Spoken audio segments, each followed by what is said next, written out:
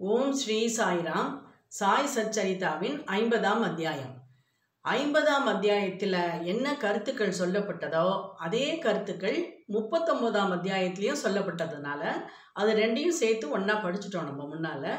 இப்போ 51ஆம் அத்தியாயத்தை 50ஆம் அத்தியாயமாக படிக்கிறோம்.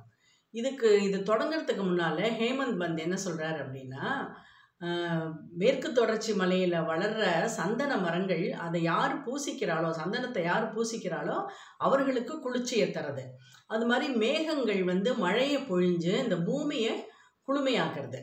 வசந்த காலத்தில் செடிகள்லாம் நிறைய பூக்களை பூத்து கடவுளை நம்ம வணங்குறதுக்கு உதவி செய்கிறது. அது மாதிரி இந்த பாபாவின் கதைகள், இந்த சாய் சச்சரித்தம் அப்படிங்கிற இந்த பாபாவின் கதைகளை படிக்கிறவாளுக்கும் கேட்குறவாளுக்கும் அது என்ன செய்யும் அப்படின்னா, சாந்தியை கொடுத்து எல்லா சௌரியத்தையும் கொடுக்கும். இதை யார் சொல்கிறாளோ அவர்களுடைய நாக்கும், யார் கேட்குறாளோ அவர்களுடைய காதும் புனிதமாக்கப்படுகிறது அப்படிங்கிறார். ஸோ நம்ம எல்லாரும் புனிதமாக்கப்படுகிறோம் ஒரு வகையில். அதுக்கு பாபாவுக்கு நன்றி சொல்லிவிட்டு அப்புறம் இந்த அத்தியாயத்தில் என்ன சொல்லியிருக்கார், முதல்ல காக்கா சாஹேப் தீட்சித்தை பற்றி சொல்லியிருக்கார். காக்கா சாஹேப் தீட்சித்தோட இயற்பெயர் ஹரி சீதாராம் அப்படின்னு பேர். அவர் 1864 காண்ட்வா அப்படிங்கிற ஊரில் ஒரு பிராமண குடும்பத்தில் பிறக்கிறார். அங்கேயே ஆரம்ப கல்வியை படிக்கிறார். அப்புறம் மிடில் ஸ்கூல் எஜுகேஷன்லாம் நாக்பூரில் படிக்கிறார். அதுக்கப்புறம் பாம்பேயில் கல்லூரி படிப்பு இந்த காலேஜில் வில்சன் காலேஜ்லேயும் எல்பின்ஸ்டன் காலேஜ்லேயும் படித்து முடிச்சுட்டும் எல்எல்பியும் படிச்சுட்டும் ஒரு வழக்குரைஞர்கள் வக்கீல்கள் நிறுவனம் ஒரு கம்பெனியில் ஃபஸ்ட்டு வேலைக்கு செய்கிறார். அப்புறம் அவரே ஒரு லா கன்சர்ன் ஒரு கம்பெனி ஒன்று ஆரம்பிக்கிறார். ஆரம்பித்தோடனே அவருக்கு 1909ஆம் வருஷம் வரைக்கும் சாய்பாபானா யாருன்னே அவருக்கு தெரியாது. அவர் ஒரு தடவை லோனாவாலாவுக்கு போகும்பொழுது அவருடைய பால்ய கால நண்பர் நானா சாஹேப் சாந்தோர்கர் அவரை மீட் பண்ணுறார். அப்போ அவன் 2 பேரும் பேசின்னு இருக்கும் பொழுது காக்கா சாஹேப் தீட்சித் அவருக்கு ஒரு விபத்து ஏற்பட்டது. அவர் லண்டன் போகும்பொழுது ரயிலில் பயணம் செய்யும் பொழுது கீழே விழுந்து அவருடைய கால் ஊனமாயிடுது. அதில் அடிபட்டது. அதனால் அதுக்கு நிறைய வைத்தியம் பண்ணுறாரு. ஆனால் அதை முழுமையாக குணமடைய வைக்க முடியல. அவரால் முழுமையாக குணமாகலை. பிரச்சனை இருந்துகிட்டே இருந்தது. அதை சொன்ன உடனே நானா சாஹேப் சொல்கிறார், இது உனக்கு முழுமையாக குணமாகணும்னா ஷிரடியில் இருக்கிற சாய்பாபா அப்படிங்கிற என்னோட சத்குருவை போய் நீ பார்க்கணும் அப்படின்னு சொல்கிறார். அப்படின்னு சொல்லிட்டோம். அது மட்டும் இல்லை, அவர் என்ன சொல்கிறார், பாபாவோட ஒரு மகா வாக்கியம் உண்டு. என்னென்னா, என்னோட அடியவர்கள் எவ்வளோ தூரத்தில் இருந்தாலும், எத்தனை 7 கடல் தாண்டி இருந்தாலும் குருவியோட காலில் நூலை கட்டி இழுக்கிற மாதிரி அவளை நான் என்கிட்ட இழுத்துருவேன் அப்படின்னு பாபா சொல்லியிருக்கார். நம்ம பாபாவோட ஆளாக இருந்தால் தான், பாபா நினச்சாதான் நம்ம அவரை போய் பார்க்க முடியும் அப்படின்னு சொல்கிறார். உடனே இவர் என்ன சொல்கிறார், தீட்சித் அவருடைய சொன்னது தான் ரொம்ப முக்கியம். தீட்சித் என்ன சொல்கிறார், எனக்கு அவரை பார்க்கணும். எதுக்குன்னா, என்னோட கால் ஊனத்தை அவர் சரி பண்ணுறாரோ இல்லையோ, என் மனசு ஊனமாக இருக்குது. அதாவது மனசு அப்படியே அங்கேயும் இங்கேயும் அலைஞ்சு திரியறது. அந்த மன ஊனத்தை அவர் சரி பண்ணி அதை ஒரு நெறிப்படுத்தணும். அதுக்காகவாவது நான் அவரை பார்க்கணும் அப்படின்னு சொல்கிறார். ஸோ எவ்வளோ நல்ல ப்ரேயர் பற்றியெல்லாம். நம்மளுடைய நோக்கமும் அதுதான் இருக்கணும். நம்மளுடைய வாழ்க்கையில் நம்மளுடைய நோக்கமும் நம்மளுடைய மனசை அடக்கணும். கடவுள்கிட்ட நம்மளுடைய மனசுலேருந்து இருக்கிற தீய எண்ணங்கள் போகணும் அப்படிங்கிற மாதிரி தான் நம்ம நம்மளுடைய வேண்டுகோள் இருக்கணும். அப்போ அதே மாதிரி அவர் ஒரு தடவை அங்கே இருக்க அப்படி அவருடைய எண்ணம் அதுதான். பாபா என்னோட மனசை ஒருமுகப்படுத்தி அந்த சலனம் இல்லாமல் பண்ணணும் அப்படின்னு அவர் நினச்சிக்கிறார். கொஞ்ச நாள் கழித்து அவர் பாம்பேயோட கீழ் சபையில் எலெக்ஷனில் தேர்தலில் நிற்கிறார். அப்போ அதுக்கு ஓட்டு வாங்கணும் அப்படிங்கிறதுக்காக அகமத் நகர் வர்றார். அகமத் நகரில் காக்கா சாஹேப் மிரிக்கர் அப்படிங்கிற அவரோட வீட்டில் தங்குறார். அப்போ அவரோட புள்ள பாலா சாஹேப் மிரிக்கர் அவர் வேலூர் ஊரில் மம்லதாராக இருக்கார், ஒரு கிராம அதிகாரியாக இருக்கார்.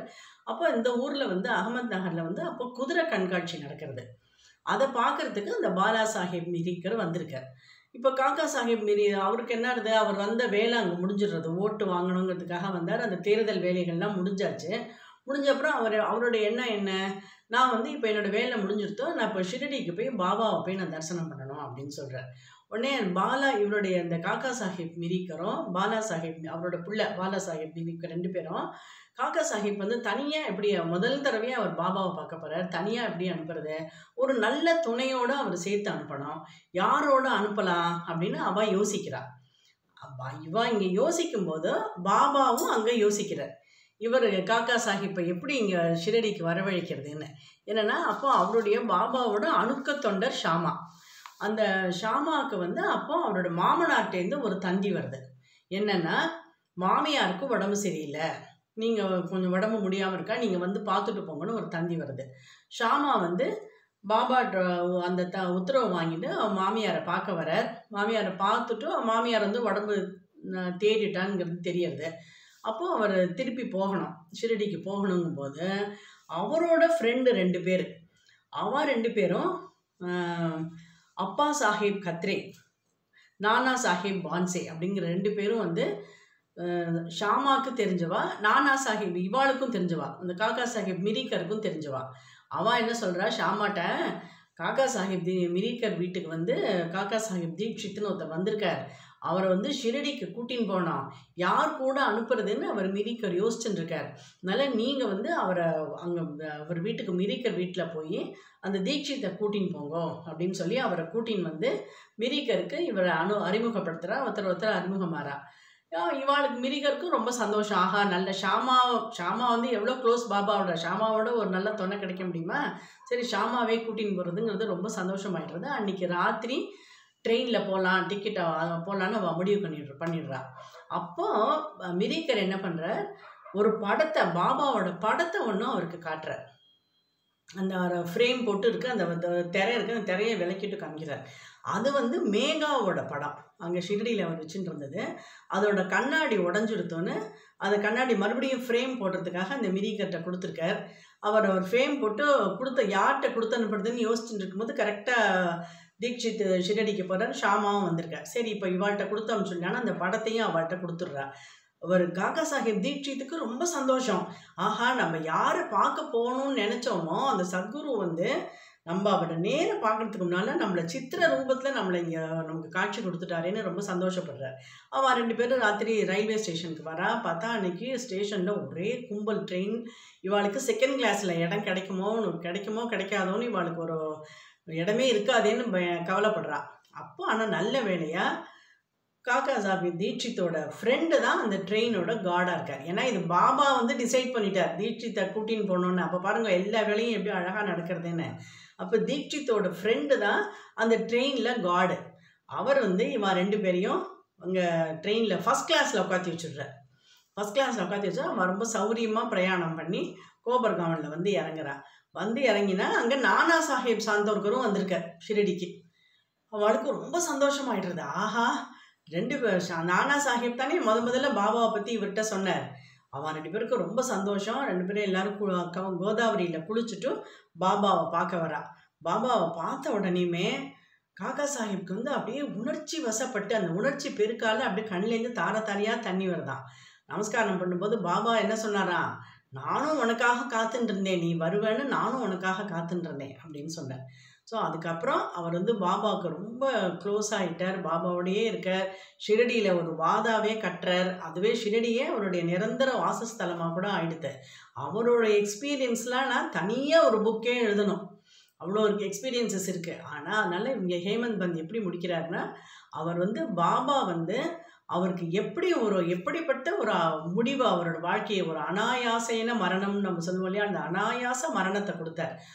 எப்போதுமே சொல்லுவாராம், நான் வந்து உன்னை பல்லக்கில் கூட்டின்னு போகிறேன்னு சொல்லுவாராம். அதாவது என்னென்னா, உனக்கு வந்து ஒரு கஷ்டம் இல்லாத மரணம், அந்த மரண வாதை இல்லாமல், மரண வேதனை இல்லாத ஒரு அனாயாச மரணத்தை கொடுக்குறேன்னு சொல்லியிருக்கார். அது எப்படின்னா, அதே மாதிரி அவர் வந்து ஹேமந்த் பந்தோட ஒரு தடவை ட்ரெயினில் ட்ராவல் பண்ணிகிட்டே இருக்கார். பாபாவை பற்றியே பேசின்னு இருக்கார். பாபாவோட நினைவுகள்லேயே மூழ்கிட்டே இருக்கிறவர் அப்படியே தலையை அப்படி சாய்ச்சிடுறார். அவரோட கழுத்தை வந்து ஹேமந்த் பந்த் மேலே அப்படியே சாய்ச்சி அவரோட உயிர் பிரிஞ்சுடுறது. ரொம்ப அனாயாசேன மரணம் அதை வந்து பாபா அவருக்கு கொடுத்தார். ஸோ அந்த தீட்சித் வந்து அவருடைய வாழ்க்கை, அந்த அவருடைய அனுபவங்கள் ரொம்ப சிறப்பானது. அதுக்கப்புறம் தேம்பே சுவாமி அப்படிங்கிற ஒருத்தரை பற்றி, அந்த தேம்பே சுவாமி அப்படிங்கிறது இவரோட அனுபவம் என்னென்னா, இப்போ தீட்சித்தாவது ஒரு நிறைய நம்ம மனிதர்களோட அனுபவங்கள் எல்லாம் பார்த்துருக்கோம். இதுக்கு முன்னால மகான்களும் கூட ஒருத்தருக்கு ஒருத்தர் நம்ம நினச்சிப்போம், இந்த மகானுக்கு அவரை பிடிக்காது, அவருக்கு இவரை பிடிக்காதுன்னு. அப்படிலாம் கிடையாது. ஏன்னா மகான்களுக்குள்ள எல்லாருக்கும் ஒருத்தரை பற்றி ஒருத்தர் நன்னா தெரியும், யார் யார் எப்படிப்பட்டவானனால. அவள் ஒருத்தரை ஒருத்தர் குறை சொல்லவே மாட்டாள்.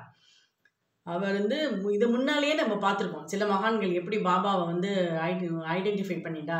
ஷிரடி வந்து ஒரு ஆசீர்வதிக்கப்பட்ட பூமின்லாம் முன்னாலேயே ஒருத்தன் சொல்லியிருக்கா இல்லையா. அது மாதிரி இன்னொரு வாசுதேவானந்த சரஸ்வதி அப்படிங்கிற தேம்பே சுவாமி, இவர் வந்து ராஜமுந்திரி, கோதாவரி நதிக்கரையில் இருக்கிற ஆந்திராவில் இருக்கிற ராஜமுந்திரியில் அவர் இருந்தார். அவர் வந்து ஒரு வைதீக மதத்தை கடைப்பிடிக்கிறவர், ஆச்சாரமானவர், தத்தாத்திரேயர் மேலே ரொம்ப பக்தி உள்ளவர். அப்போ புண்டலீக் ராவ் அப்படிங்கிறவர் ஒரு தடவை அவரை பார்க்க வரார். சில நண்பர்களோடு சேர்ந்து அவரை பார்க்க வரார். அப்போ அவனோட பேசின்னு இருக்கும் பொழுது எப்படியோ அந்த ஷிரடி பாபா அப்படிங்கிற பேச்செல்லாம் வருது. அந்த ஷிரடிங்கிற பேர் பாபாவை பற்றி கேட்ட உடனேயும் இவன் அந்த தேம்பே சுவாமி என்ன பண்ணாரா, கைகளை கூப்பி ஆஹா அப்படின்னு சொல்லிட்டு ஒரு தேங்காயும் எடுத்து அவர்கிட்ட கொடுத்து, அந்த புண்டலீக் ராவ்கிட்ட கொடுத்து, இதை வந்து அந்த சகோதரர்கிட்ட நான் சாயி சகோதரர்கிட்ட கொடுத்தேன்னு சொல்லுங்கோ அப்படின்னு சொல்லிட்டு, அப்புறம் என்ன சொல்கிறார், நான் சாதாரணமாக நான் மாதிரி இந்த சுவாமியார்கள் வந்து மற்றவர்களை வணங்க மாட்டா, ஆனால் பாபாவை பொறுத்த வரைக்கும் அது ஒரு விதிவிலக்கு. நீங்கள் அவர்கிட்ட சொல்லுங்க, என் மேலே அன்பாக இருக்க சொல்லுங்க, இந்த தேங்காயை அவர்கிட்ட கொடுத்துருங்கன்னு சொல்லி புண்டலீக் ராவ்கிட்ட கொடுக்குறாரு. அவரும் வாங்கிட்டு போகிறார். அப்புறம் அடுத்த மாதம் அவரும் அவர் நண்பர்களும் ஷிரடிக்கு கிளம்புறான். ஷிரடிக்கு கிளம்பும்போது வழியில் வந்து ஒரு இடத்துல வரும்போது அவளுக்கு காலை வேளையில் கொஞ்சம் தாகமாக இருக்குது. சரி தண்ணி குடிக்க வேணும்னு கையில் வந்து ஒரு அவல், கார அவல் கொண்டு வந்திருக்கா அவள். அதை சாப்பிட்றா, அது ரொம்ப காரமாக இருக்குது. அப்போது அந்த தேங்காயை பற்றி அவரோட நண்பர்களில் ஒருத்தர் என்ன பண்ணிடுறார், இந்த தேங்காய் வந்து இங்கே தேங்காய் இருக்கே அப்படின்னு அந்த தேங்காயை உடச்சி அதை கீறி இந்த அவளோடு சேர்த்து, அது நல்ல ருச்சியாக இருக்கும், அந்த உரப்பு கம்மினா எல்லோரும் சாப்பிட்டுடுறா. அப்புறம் தான் புண்டலீக் ராவுக்கு தெரிகிறது அது வந்து அந்த தேம்பே சுவாமி பாபாவுக்காக கொடுத்த தேங்கான்னு. அடாடா தப்பு பண்ணிட்டோமேன்னு அவர் ரொம்ப ஒரு வருத்தப்படுறார்.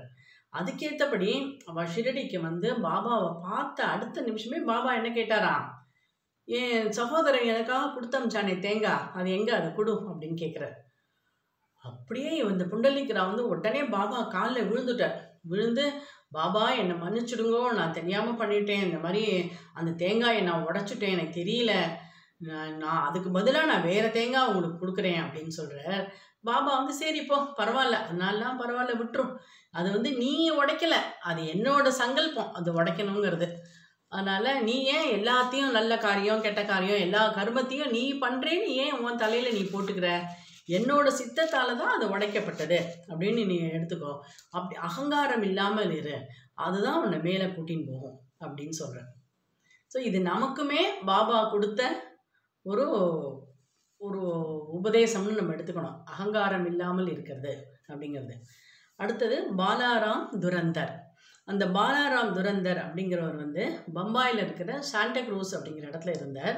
பத்தாரே பிரபு அப்படிங்கிற அந்த கம்யூனிட்டியை சேர்ந்தவர் அவர். அந்த இனத்தை அவளுக்காக அந்த இனத்தோட முன்னேற்றத்துக்காக அவர் உழைச்சிருக்கார். அவளை பற்றி புக்ஸ் எல்லாமும் எழுதியிருக்கார். அவர் ஒரு வக்கீலாக இருந்தார், அந்த லா காலேஜ் தலைவராகவும் இருந்திருக்கார். அதுக்கப்புறம் ஆன்மீக பாதையில் திரும்பினார். பகவத்கீதை, ஞானேஸ்வரி அந்த விளக்கம், அப்புறம் நிறைய ஆன்மீக நூல்கள் எல்லாம் படிக்கிறார். படித்ததுக்கப்புறம் அவர் வந்து பண்டரிபுரம் பாண்டுரங்கன் விட்டோபாவோட பக்தர். அவர் வந்து 1912 தான் பாபாவை பற்றி அவருக்கு தெரியுது, பாபாவோட அவருக்கு தொடர்பு வருது. எப்படின்னா அவருடைய 2 சகோதரர்கள் முதல்ல வந்து பாபாவை பார்த்துட்டு அவர்கிட்ட வந்து சொல்கிறா, பாபாவை பற்றின எக்ஸ்பீரியன்ஸ்லாம் அவர்கிட்ட சொல்கிறா. சொல்ல உடனேயும் அதாவது பாபுல்ஜி வாமன் ராவ் அப்படிங்கிற அவருடைய 2 சகோதரர்களும் உடனே இவருக்கும் வந்து உடனே பாபாவை போய் பார்க்கணுன்னு ஆசையாக இருக்குது. அவள் உடனே பாபாவை பார்க்குறதுக்கு கிளம்பி வர சகோதரர்களோட. அவள் வரும்போது அன்னைக்கு பாபா என்ன சொல்கிறாராம், மசூதியில் உட்காந்துருக்கிறவ இன்னைக்கு என்னோட சமஸ்தானத்தை சேர்ந்த 2 பேர் வரா அப்படின்னு சொன்னாராம்.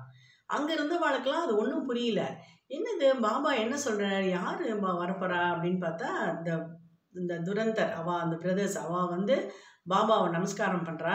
பண்ணோடனே அவளுக்கும் அதே மாதிரி அனுபவம், அதாவது பாபாவை பார்த்த உடனே அவளுக்கு மயிர்கூச்சல் எரியிறது, உடம்பு கண்லேருந்து அப்படியே இந்த ஆனந்த பெருக்கில் கண்ணீர் பெருக்கெடுக்கிறது. அப்போ பாபா வந்து இவாளை தான் நான் சொன்னேன் என்னோட சமஸ்தானத்தை சேர்ந்தவான்னு சொல்லிட்டோம் அப்படிங்கிறார். அப்புறம் வந்து அவள் அங்கே போய் கொஞ்ச நேரம் இருந்துட்டும் உணவு உண்டு விட்டு கொஞ்சம் ரெஸ்ட் எடுத்துன்னு ஈவினிங் வந்த உடனேயும் பாபா வந்து அப்போ அந்த சில்லிங்கிற அந்த குழாயில் வந்து அந்த புகை பிடிச்சுட்டு இருக்கார். அதை வந்து இந்த பாலாராம் துரந்தர்கிட்ட வந்து இதையும் நீயும் பிடிசு அப்படிங்கிறார். அவருக்கு பழக்கமே கிடையாது அந்த அதில் புகை பிடிச்சு எதையும். ஆனால் சரி பாபா கொடுக்குறாரே அப்படின்ட்டு இப்படி வச்சு இப்படி இழுத்துட்டு பாபாட்ட திருப்பி கொடுத்துட்றார். அதில் என்ன ஆச்சரியன்னா, அவர் அப்படி இழுத்துட்டு கொடுத்த உடனே அத்தனை நாள் அவருக்கு வந்து ஆஸ்மா இருந்தது. ஆஸ்மாவால் அவர் ரொம்ப கஷ்டப்பட்டு இருந்தார். எப்போ அவர் திருப்பி அந்த புகையை குடிச்சிட்டு எப்போ திருப்பி கொடுத்தாரோ அதுலேருந்து அவருக்கு அந்த ஆஸ்மா தொந்தரவு அப்படியே நின்று போயிடுது, கம்ப்ளீட்டாக சரியாயிடுது. அதுக்கப்புறம் அவருக்கு 6 வருஷத்துக்கு அப்புறம் தான் மறுபடியும் ஆஸ்மா அட்டாக் வந்துதான். அது என்னைக்குன்னா பாபா மகா சமாதியான நாள் அன்னைக்கு தான் அவருக்கு வந்து அந்த ஆஸ்மா அட்டாக் வருது. அவர் வந்து ஃபஸ்ட்டு பாபாவை பார்க்க போனது ஒரு வியாழக்கிழமை. அதனால் அன்றைக்கி சாவடி ஊர்வலம் இருக்குது. அதை அவள் நண்பர்களோடு அவர் சகோதரர்களோடு அவர் பார்க்குறார். பார்த்துட்டும் அன்றைக்கி அவர் அந்த சாவடி ஊர்வலத்தில் வந்து பாபாவோட முகம் வந்து அப்படியே பண்டரிபுர விட்டல் முகம் மாதிரியே இருந்தது அவருக்கு. அவருக்கு ரொம்ப சந்தோஷமாக இருந்தது. மறுநாள் கார்த்தால காக்கட் ஆரத்தி, அந்த காக்கட் ஆரத்தியும் போதும் அவருடைய முகம் வந்து அந்த பண்டரிபுரம் பாண்டுரங்கனோட முகம் மாதிரியே இருந்தது அவருக்கு. அவர் வந்து அது ரொம்ப மகிழ்ச்சியோடு அவர் திரும்பி போகிறார். அவர் அந்த மராட்டிய ஞானியான துக்காராம் அவருடைய வாழ்க்கை சரித்திரத்தை அவர் எழுதுறார். ஆனால் அந்த எழுதி முடிச்சு பப்ளிஷ் பண்ணணும் அப்படிங்கும்போது அவர் உயிரோடு இல்லை. ஆனால் அவரோட சகோதரர்கள் அந்த நூலை பதிப்பிக்கிறார். ஸோ அதனால் இதெல்லாம் எப்படிலாம் பாபா வந்து யார் யாருக்கு என்னென்ன மாதிரி அருள் பண்ணினார் அப்படிங்கிறது இந்த அத்தியாயத்தில் நம்ம தெரிஞ்சுட்டோம். பாபா நினச்சிட்டார், அவர் நம்ம கிட்டக்க வரணும், தங்கிட்ட வரணும்னு அவர் நினச்சார்னா நம்மளை எப்படியும் அவர் கூப்பிட்டுருவார் அப்படிங்கிறது தான் அந்த அத்தியாயம் நமக்கு தெரிவிக்கிறது. நம்ம வேண்டிகிட்டே இருக்கலாம், பாபா நாங்கள் உங்களை வந்து அடையணும், உங்களோட கருணை வேணும்னு நம்ம வேண்டிகிட்டே இருந்தால் நமக்கு எல்லா அருளையும் அவர் கொடுப்பார். சாயை பணிக அனைவருக்கும் ஆனந்தம் நிலவட்டும். ஜெய் சாய்ராம்.